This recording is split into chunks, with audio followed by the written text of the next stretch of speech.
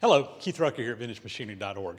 Guys, today I got a little project we're going to be working on here. I'm over here at my metal planer that we've been playing around with and kind of using a little bit for an upcoming project.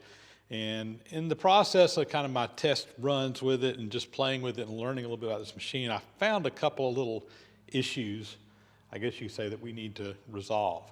One of them is this little handle, little crank handle that I've got that goes on the end over here to move the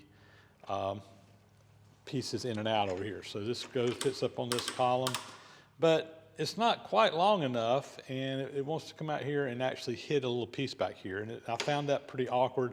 I want to be able to put this on, drive it home, and it be where it needs to be to clear back here on the back.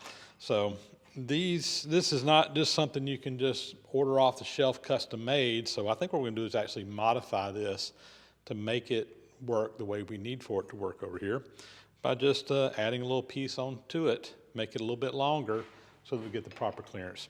Let me zoom in here and kind of show you what the issue is and show you what we're going to do to fix it.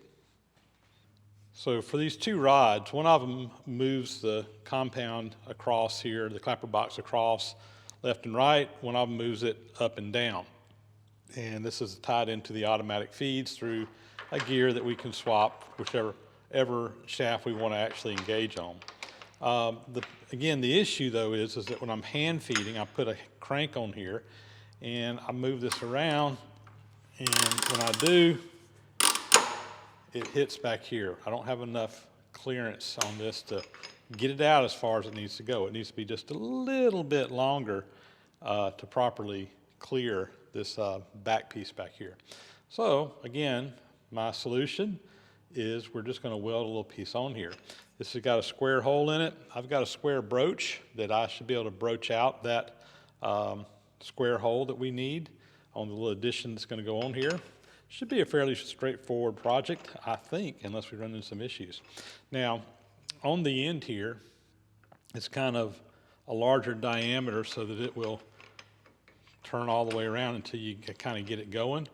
What I want to do is I think I'm just going to cut this off to start with so that when we weld it on, we don't have a gap in there where there's no engagement. And we'll probably have to kind of replicate that little end piece on the new piece that we weld on there.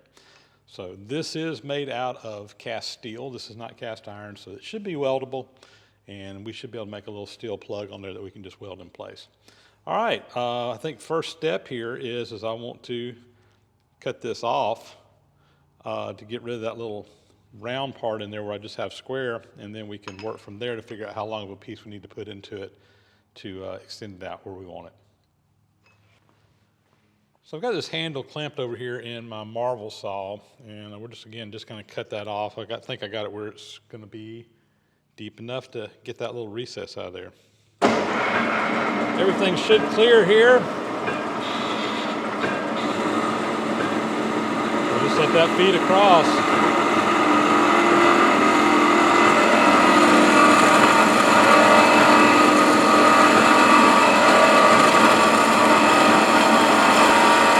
It feels kind of hard, but it's cutting it.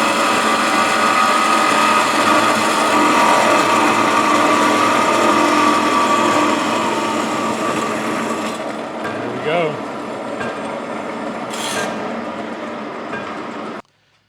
Here we go. That's kind of where I want it to get some clearance back here.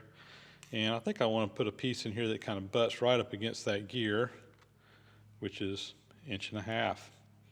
So I think that's what we're going to cut a piece for, or when we get over to the lathe and start machining this, we'll make that piece 1.5 inches long and get it ready for that square hole to go in it. Let's go over to the lathe and see what we can do.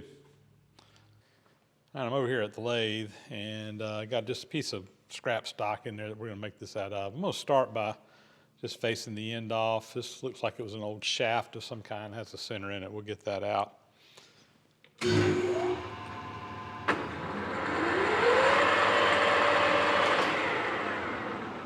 Got some run out in that shaft. Let's see if we can, it may be just truly in that shaft. See if we can get that out a little bit. I think it's just in there. We're going to turn it out. It won't matter.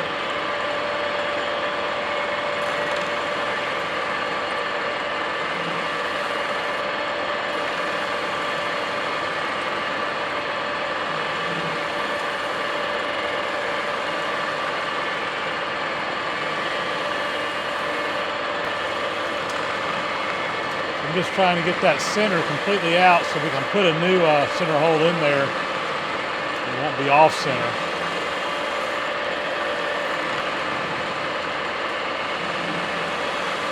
All right, I think we got it there.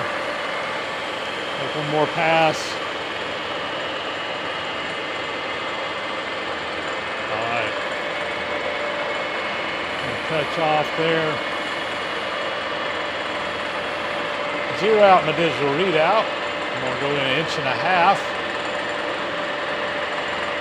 About right there. And we're going to start turning that diameter.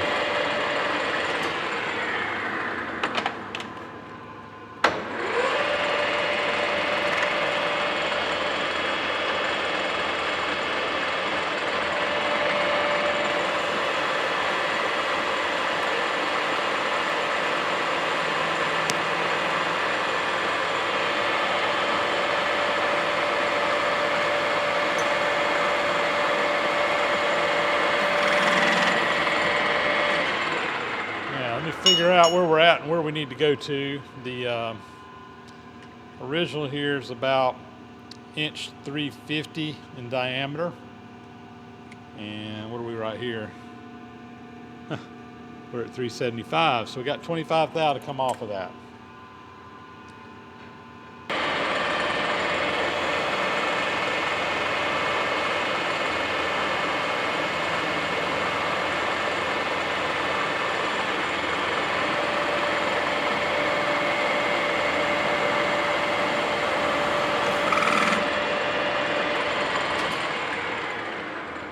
Now, go ahead and put a chamfer on there.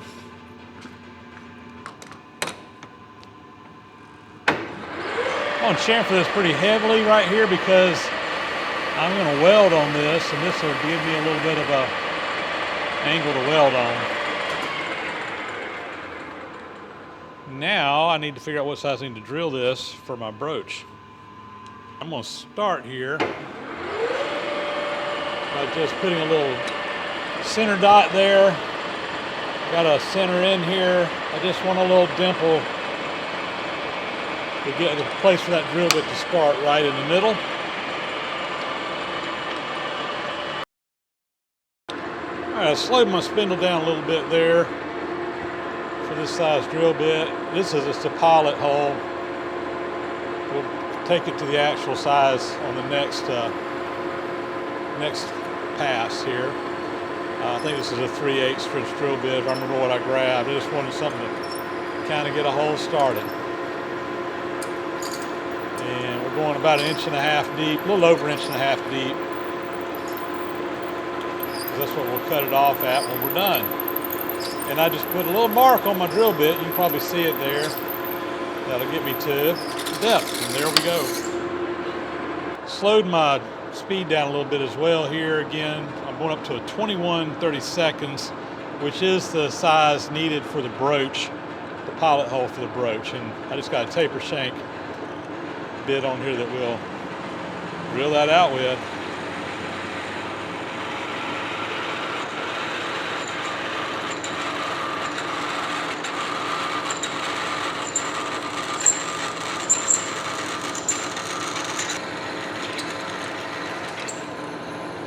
We are to the bottom.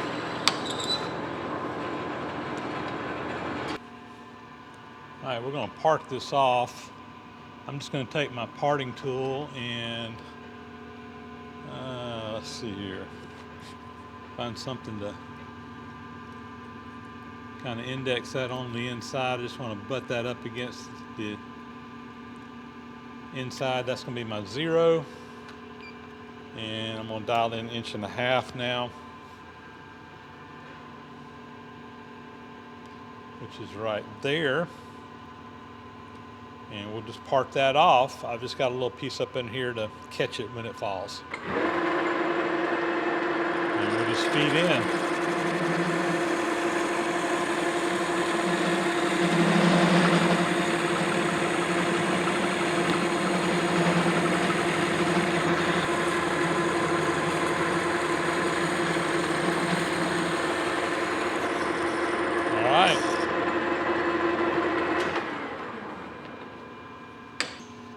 take the rest of this material out of the chuck.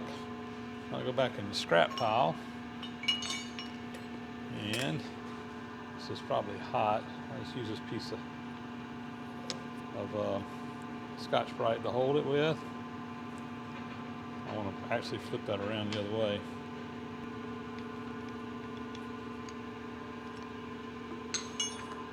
I'm just going to clean that off the inside there. I'm just going to face this real lightly.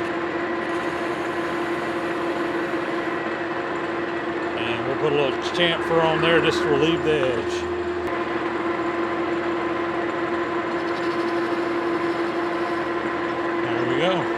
I need to counterbore that hole just a little bit to have it clear to go up on that square.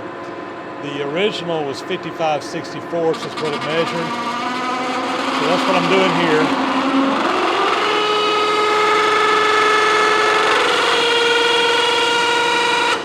here. Just a little bit, just to kind of get it on there. Doesn't need much.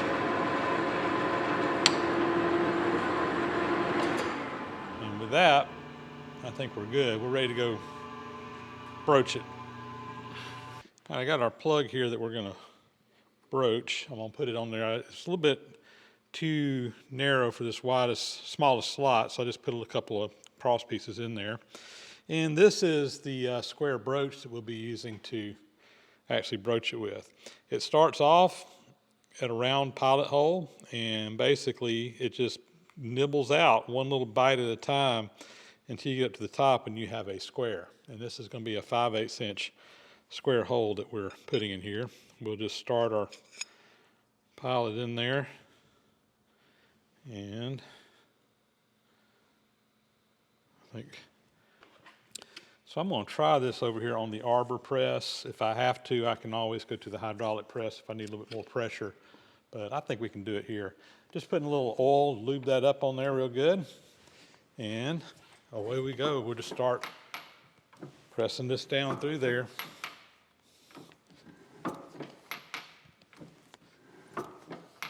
So far, so good.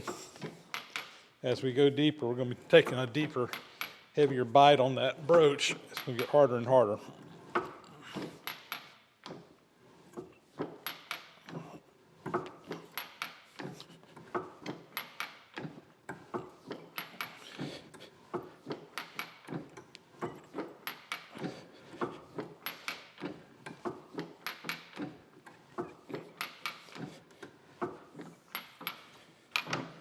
A little more oil on this.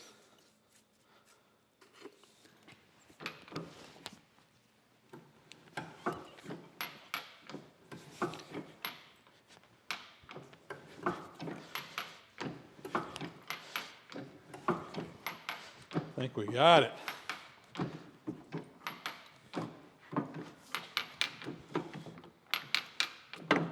There we go.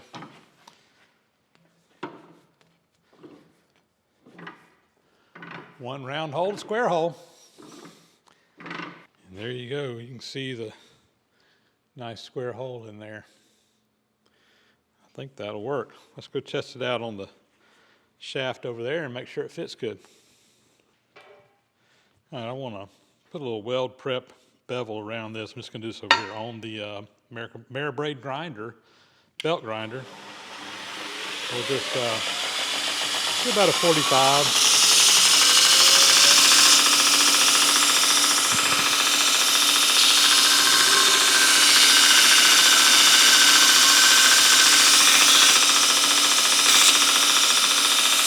Pull this table out of the way.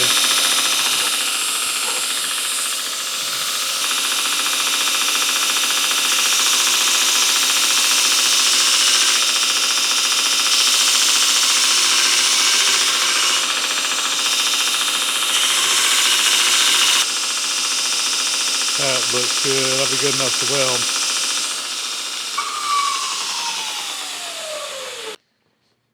All right, now to line these up, I just got a piece of 5/8 inch stock here. I'm just going to put that in there like that.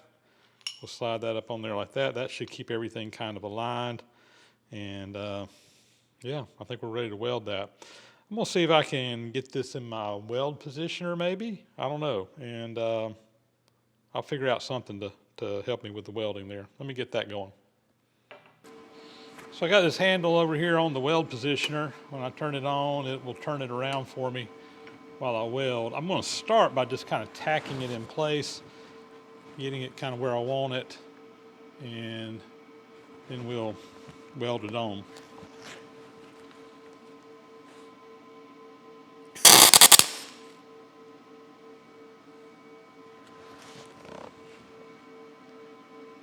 Yeah, move that around the other side here, tack it again.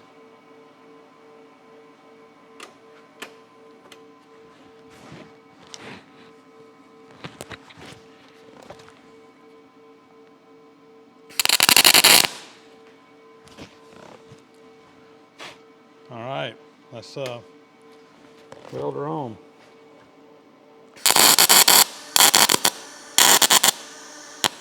What's going on?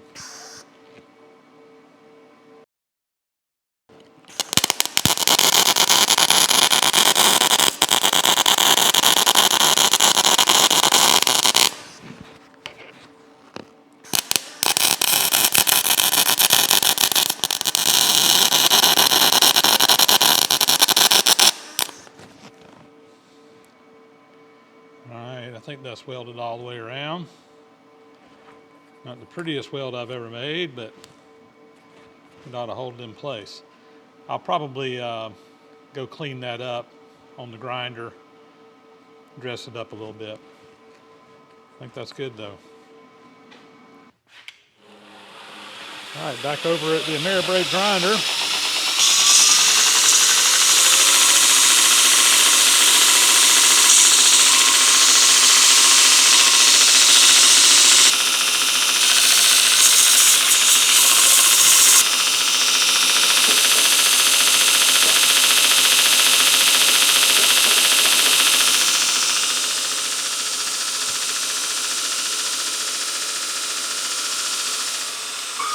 I think we'll call that good enough.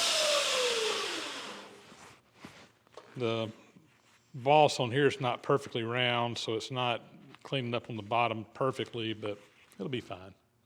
It'll be fine. I need to get that key out of there, and it is jammed in there a little sideways. It's not perfectly aligned, but we can clean that up with the broach. Let me just go ahead and knock this out first. There we go. I think now I'm going to take this back over to the arbor press. We're going to run that broach back through it one more time to get everything just lined up just right, because it is just a little bit out of alignment, but we'll index off this front part and just make the back part where it can clear, and I think we'll be good. Take that down through there. I've got it lined up where my flats are up against the existing flats.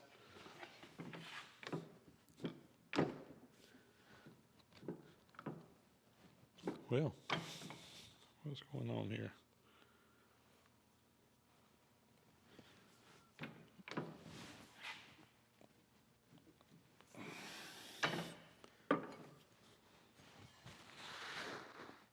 Oh. All right, we're going to go to plan B here. My broach, you need a 21/32 pilot hole for this, and the existing hole was not broached. I don't know how they made it, but it doesn't have that clearance for this pilot to go in there. In this other area back here, you actually got just a little bit of a round over in the centers left over from that drill bit, but this won't clear. That's the reason it was bottoming out. So I could try to figure out a way to drill that out without screwing it up, but I decided we'll just go old school. I got a square file, and look, it almost fits it perfectly. So we're just gonna do a little filing here.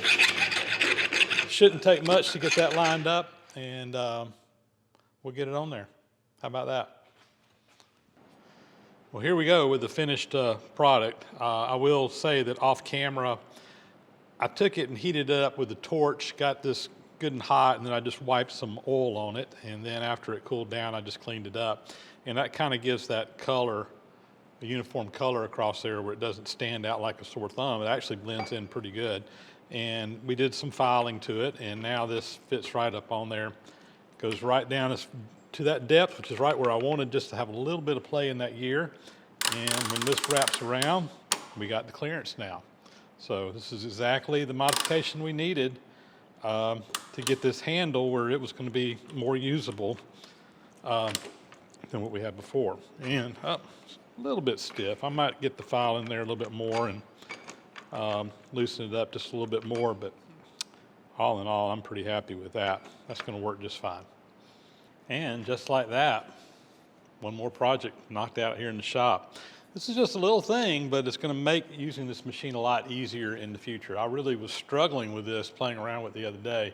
And like I said, it's a small thing, but it's a big thing. It makes this machine a lot more usable.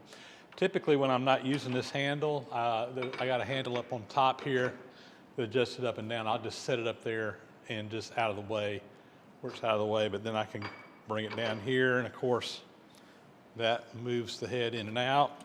I don't have to worry about that hitting back there anymore. And top one, adjust the cross slide.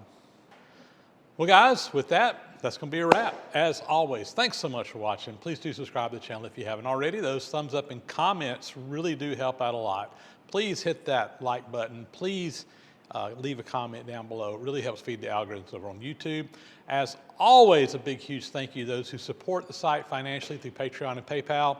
It does enable me to be able to take the time, slow down, get the camera out, shoot videos, share this content with you guys, do all the video editing and everything that goes on.